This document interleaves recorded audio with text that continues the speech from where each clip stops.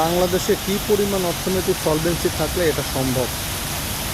তো কোনো কথা, সারা বাড়িতে 10টা কাস্টমার নাই, অথচ লিফট লাউঞ্জ কয়েকশো কোটি টাকা খরচ করতে পারে।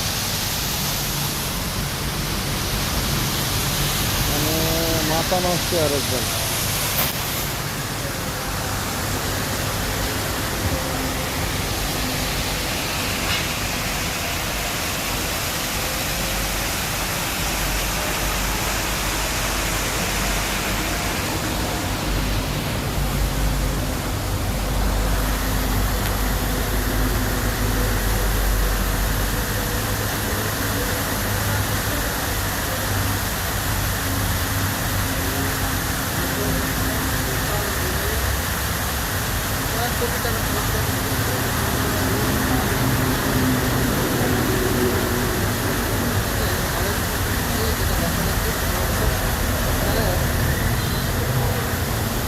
ক্লায়েন্ট খুব কম।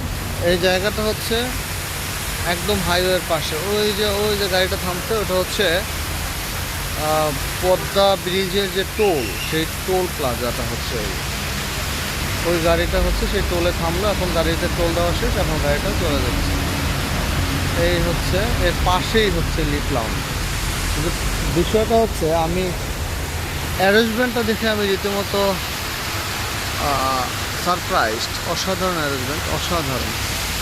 কিন্তু সেল এরকম না। স্টাফ যে পরিমাণ আছে, যে পরিমাণ লোকেশনের যে কস্ট, তাতে এরকম করে সেল এত দেখছি না। তবে হ্যাঁ, এখন তো আসলে অফ সিজন, সিজনে হয়তো বা অনেক ভালো কিছু হয়, আমার কাছে যেটা মনে হচ্ছে।